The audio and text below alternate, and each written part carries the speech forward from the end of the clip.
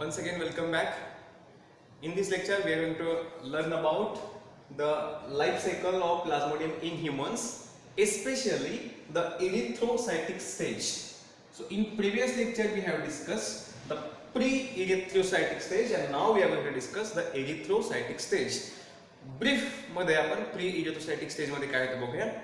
पहिल्यांदा mosquito bite करतो, specially female Anopheles bite करतो. बाईट केल्यानंतर स्पोरोसाइट्स रिलीज होतात. Sporozoites travels to liver. Liver मध्ये गेल्यानंतर ते पहिल्यांदा फीड करतात. फीड केल्यानंतर साईज एनलार्ज होतो आणि त्याला आपण ट्रोपोसाइट्स म्हणतो. ट्रोपोसाइट्सचे जे न्यूक्लियस आहेत ते मल्टी न्यूक्लिएटेड होतात, म्हणजे डिव्हिजन होतं त्यांचं, आणि मल्टी न्यूक्लिएटेड ट्रोपोसाइट्सला आपण काय म्हणतो, we call them as schizonts. नंतर स्किझॉन्ट्सच्या प्रत्येक न्यूक्लियसच्या अराउंड थोडा सायटोप्लाझम गॅदर होतो आणि ते कन्वर्ट होतं कशामध्ये, मिरोझॉइट्समध्ये. आणि मिरोझॉइट्सचा नंबर हा लिव्हर सेलमध्ये ट्रिमेंडस इन्क्रीज होतो. As a result liver cell burst होतात and finally merozoites are released into the blood. ब्लडमध्ये गेल्यानंतर दे एंटर्स आरबीसीस. इथपर्यंतची सगळी स्टेज आहे, याला आपण काय म्हणतो, pre erythrocytic stage. Now what is mean by the erythrocytic stage. So आणि त्याच्यामध्ये काय होतं ते आपण आता इथं डिस्कस करायचं. तर लिव्हर सेल्स आहेत. लिव्हर सेलमधून मिरोझॉइट्स हे रिलीज झाले. लायसिस झालेला आहे लिव्हर सेलचा. लायसिस झाल्यानंतर मिरोझॉइट्स रिलीज झाले. Now this merozoites they enters the RBC. So थोडंसं याला merozoite small. So suppose this is merozoite. This merozoite it enters the RBC. कारण लिव्हर सेल डॅमेज झाली, रप्चर झाली, सगळे मिरोझॉइट्स बाहेर पडले in all directions. Then they enters the blood circulatory system where they enters RBCs, red blood cells, म्हणजे erythrocytes मध्ये ते काय करतात, एंटर होतात. Okay, when they enters the erythrocyte, then these merozoites they start feeding on the hemoglobin. ते काय करतात, they start feeding on the hemoglobin. hemoglobin मध्ये ते फीड करायला लागतात. कोण, merozoites. So they start feeding on the hemoglobin. Specially हिमोग्लोबिनचा जो प्रोटीनिक पार्ट आहे, म्हणजे कोणता, हा ग्लोबिन पार्ट जो आहे, प्रोटीनिक पार्ट, त्या प्रोटीनिक पार्टला ते फीड करायला लागतात. So these merozoites when they enter the RBCs they start feeding on the hemoglobin, especially they start feeding on the proteinic part of that hemoglobin. म्हणजे जो globin part आहे, proteinic part आहे, त्याला ते feed करतात. राहिलं काय मग, hemo, that is heme group, iron group. आणि ते जे सगळे आयर्न आहेत ते सगळे क्रिस्टल फॉर्म मध्ये डिपॉझिट होतात कशामध्ये, आरबीसी मध्ये. म्हणजे एक्झाम्पल सपोज की हिमोग्लोबिन आहे, हिमोग्लोबिन आहे, यातला हिम ग्रुप सेपरेट झाला, म्हणजे Fe ग्रुप सेपरेट झाला, ग्लोबिन त्यांनी युटिलाइज केला. हे सगळे जे आयर्नचे मॉलिक्युल्स आहेत ते सगळे काय होतात, इथं एलिमेंट्स ते सगळे इथं क्रिस्टलाइज फॉर्म मध्ये डिपॉझिट होतात. So these are crystals of iron deposited in the RBC. These crystals are called as hemazoin. These crystals are called as hemazoin. So hemozoin म्हणजे काय, तर आफ्टर फीडिंग ऑन हिमोग्लोबिन त्यातला जो proteinic part आहे ते feed करतात. राहिले काय, आयर्न ग्रुप्स, हिम ग्रुप, तो आहे तसा राहतो आणि डिपॉझिट होतो in the form of dots. Dot like appearance असतो त्याचा. तर त्याला आपण काय म्हणतो, these crystals of iron are called as hemozoin. If suppose we observe this hemozoin under microscope, म्हणजे मायक्रोस्कोपी फील्ड मध्ये आपण जर hemozoin ऑब्झर्व केले तर we will find some dotted appearance of these iron groups. Dot like appearance असतो त्यांचा, and this dot like appearance is called as Morus dots. मॉरर या सायंटिस्टने असं पहिल्यांदा ऑब्झर्व केलं म्हणून त्याला काय म्हणतो आपण, Morus dots. So they start feeding on hemoglobin, they start feeding on the globinic part. Him part जो आयर्न पार्ट आहे तो सगळं क्रिस्टल फॉर्म मध्ये डिपॉझिट होतो, त्याला आपण काय म्हणतो, हिमोझॉइन म्हणतो. जेव्हा ते ग्लोबिन पार्ट, प्रोटीनिक पार्टला फीड करतात, that time they grows well, grows large in size. पुन्हा त्यांचं काय होतं, साइज इन्क्रीज होतो. आणि आपण हे सगळं ऑलरेडी प्री इरिथ्रोसाइटिक स्टेज मध्ये बघितलंय की जेव्हा मिरोझॉइट्स फीड केल्यानंतर जेव्हा त्याची साइज इन्क्रीज होते, those enlarged merozoites are called as trophozoites. तो सिमिलरली इथं सुद्धा ट्रोपोझॉइट्स फॉर्म होतात. करेक्ट. फक्त डिफरन्स काय आहे की तिथं जे स्पोरोझॉइट्स आहेत ते स्पोरोझॉइट्स एनलार्ज होऊन काय फॉर्म होतात, ट्रोपोझॉइट्स. इथं मिरोझॉइट्स एनलार्ज होऊन काय फॉर्म होतात, ट्रोपोझॉइट्स. मग दोन्हीकडे ट्रोपोझॉइट्स फॉर्म होतात. मग याला काय म्हणू शकतो आपण, we can call it as an erythrocytic ट्रोपोझॉइट्स.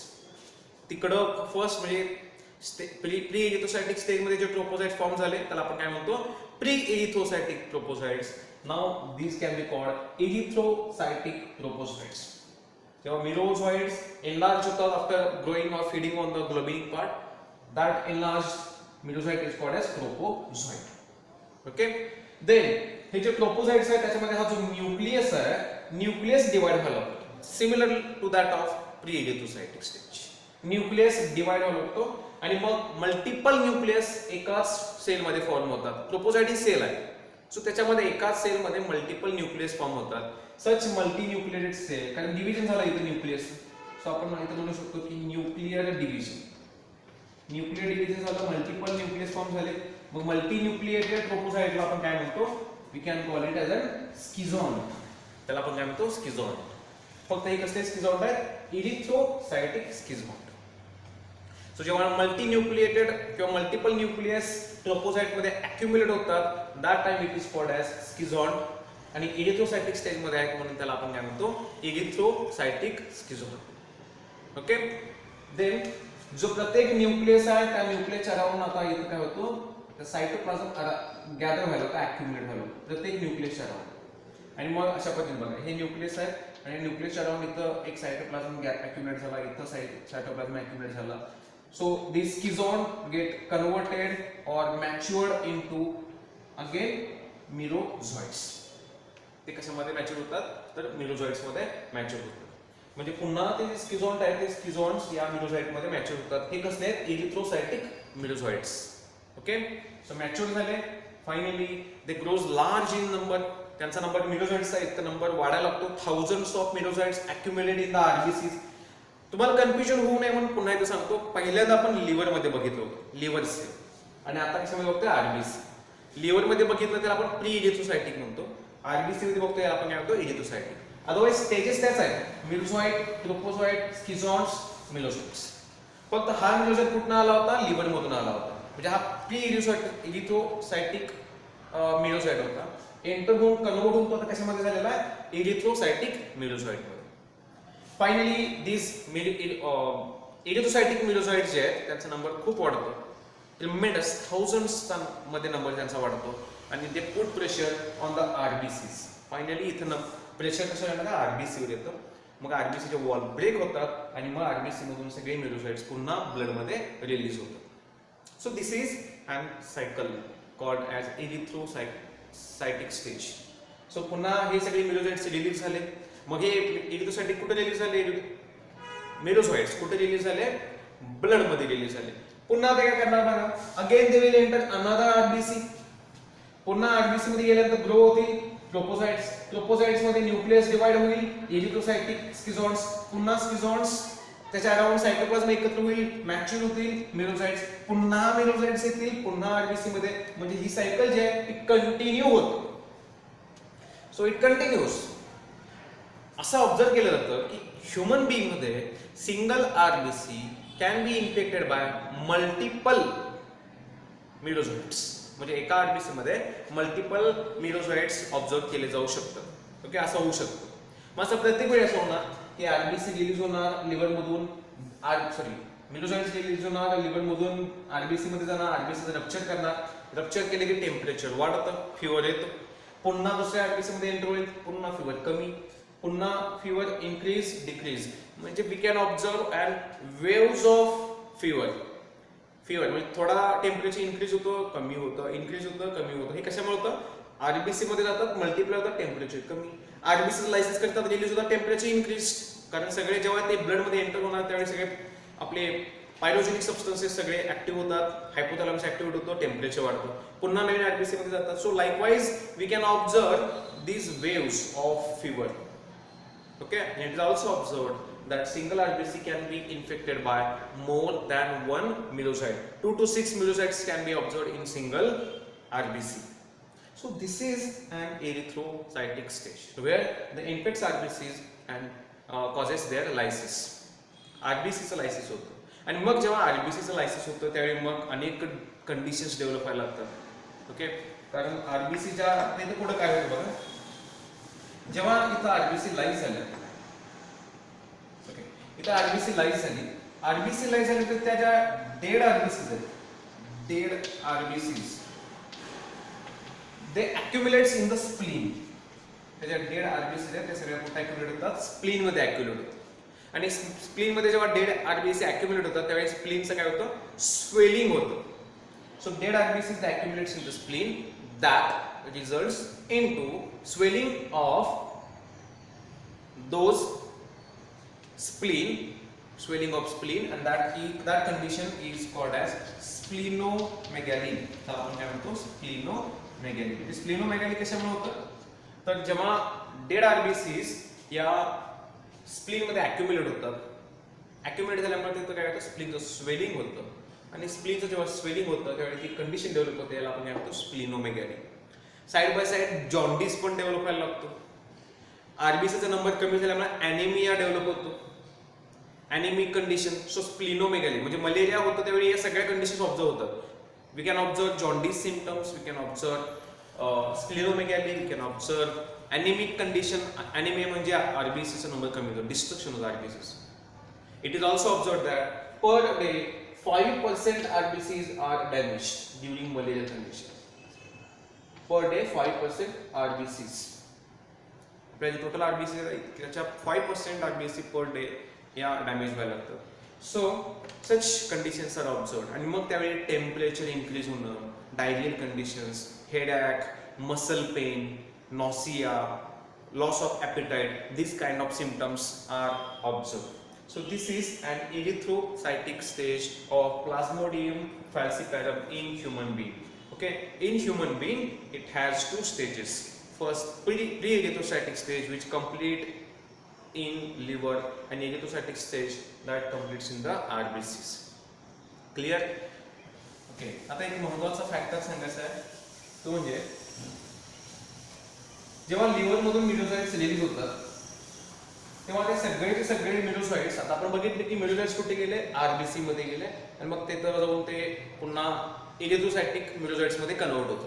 पण असं नाहीये की प्रत्येक जो मिडोसाइट लिव्हर मधून रिलीज होतो, ही लिव्हर सेल आहे. लिव्हर सेल मधून जेव्हा प्री इरिथ्रोसाइटिक स्टेज मधून जे मिडोसाइट्स रिलीज होतात, all merozoites do not enter RBCs.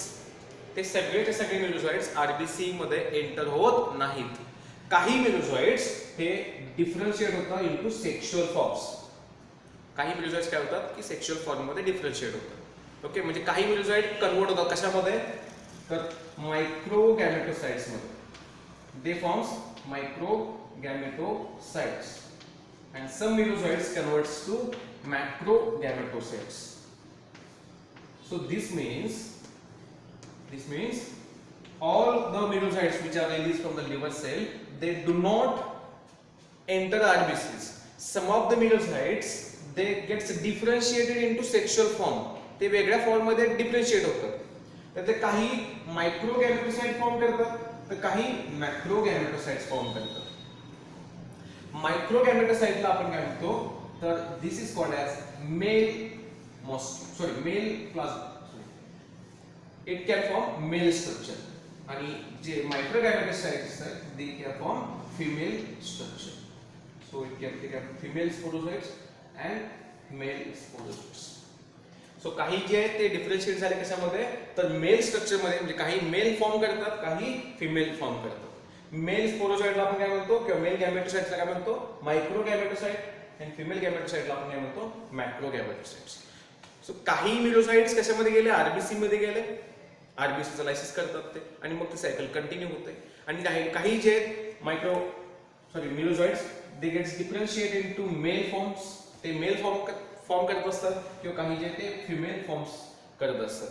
So male form is called micro gametocyte and female form is called as macro gametocyte. Okay, या दोन्हीचं जर structure आपण बघितलं, जे मायक्रो गॅमेटोसाइट्स किंवा मॅक्रो गॅमेटोसाइट्स याचं स्ट्रक्चर कसं असतं, they looks like sickle. They are sickle shaped.